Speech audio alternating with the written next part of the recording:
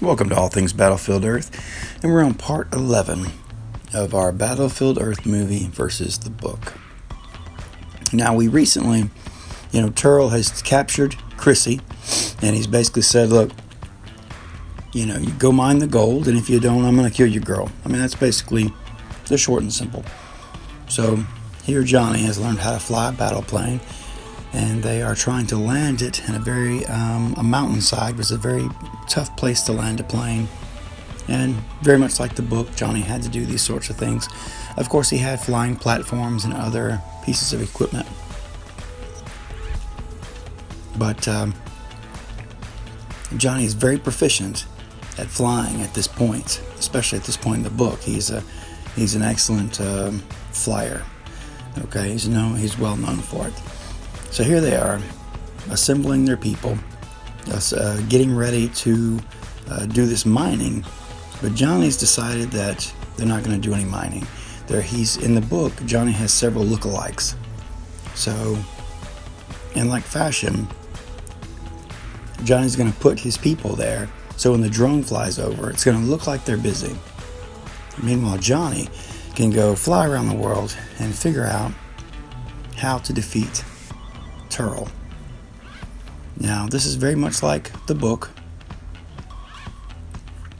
Here's Johnny coming down the nose of the battle plane, and this is where they've got to mine, which is just like the book. They had to mine on a cliff, on a mountain cliff, and it's very. If you know anything about mining, it's very dicey to be able to mine on, and not have the whole cliffside shear off, and then they lose the load. So this is the biggest departure from the book, I believe, so far. He says, we're not going to mine. We're going to make it look like we're mining. And we're going to go, he's like, I've heard of a place called Fort Knox. And we're going to go find this gold. Now, in the books, Fort Knox had already been raided by the Cyclos. All the gold was gone. If there is, in fact, gold in Fort Knox, who really knows, right? So that was one. And I understand, they were very close with the book. And, to make a 2-hour movie, take 500 pages and make a 2-hour movie, there had to be some things that were cut back. So unfortunately, this was one of those things to where the Cyclos for 1,000 years had not found this gold, this vault of gold sitting there with basically the front door open. Now, lead walls, I believe, is what Johnny said, shielded the Cyclos from being able to see the gold. But this is one of those things that, again, departed from the book, and understandably, why. So now they're headed out to a library. I believe this is the Library of Congress, to gain more information.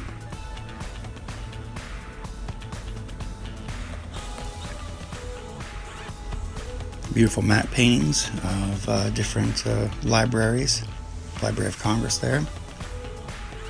And they have realized and learned about radiated areas.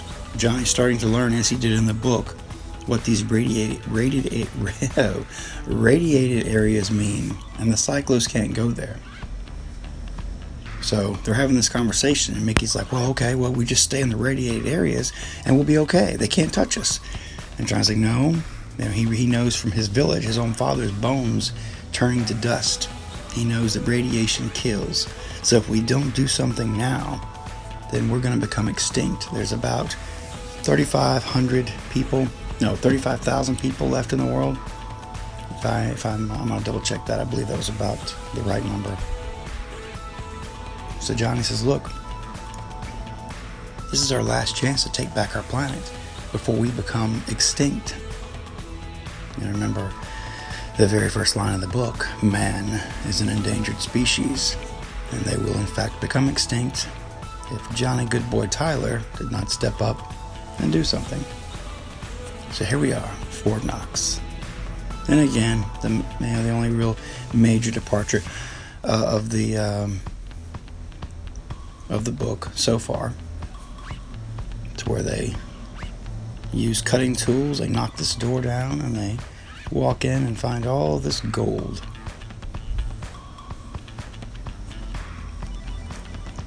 Another interesting point. Turl is a masterful Turl. He's smart. He would understand what they would be, in the book, he understood what they were going through, the mining, and he really, was proud of Johnny for being such a good miner. So when Johnny, in a few moments, goes back with bricks of gold, Turl gets a little frustrated and says, well, since you've had enough extra time to smelt them into bricks, I want the rest of the gold in, I think it was 7 days. But another departure from the book. This didn't happen. And again, Turl is the masterful, smart Turl. And unfortunately, this took away from some of the appeal of Turl for the movie, because it shows him to be not that smart. And the thing is, Turl, the great thing about Battlefield Earth, the book, is that every other chapter is from Turl's point of view. We understand the masterful Turl. We understand how smart he is. Now, he's so smart and so diabolical that, unfortunately, he does do himself in at times. But in this situation, he would have been smarter. He would have been like, what the hell? Where did you find this? He would have put a blast gun to Johnny's head and said, show me where this came from, right? But that wouldn't have helped the movie out any. And I'm not dogging the movie at all. I love the movie. It represents the book in so many ways. But, basically, those who have seen the movie over the years and who may have bashed it would have picked up on these couple of things that I've mentioned.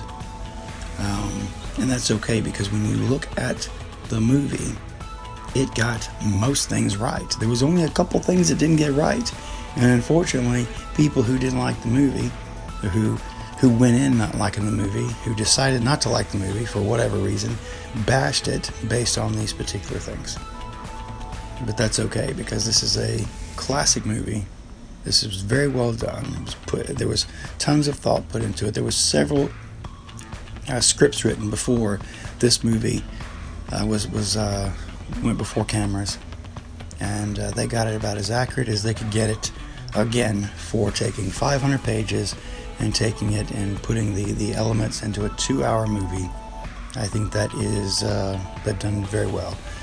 And that's why this movie continues to be one of my favorite movies. And if we are all lucky, we will get to see Battlefield Earth, the miniseries, which I detail in other videos. But again, back to Turl and Johnny. This is where he's scanning it. He sees that it's real gold. It'd be interesting to know where they filmed this exactly, what kind of production place that is behind them. But you can see his disdain. He's like, look, he smells a rat, you know what I mean? But he doesn't act on it. He's getting his gold, so he's looking forward to becoming a rich cyclo, and so he overlooks it. So again, thank you for watching the video, and I look forward to your feedback. Take care.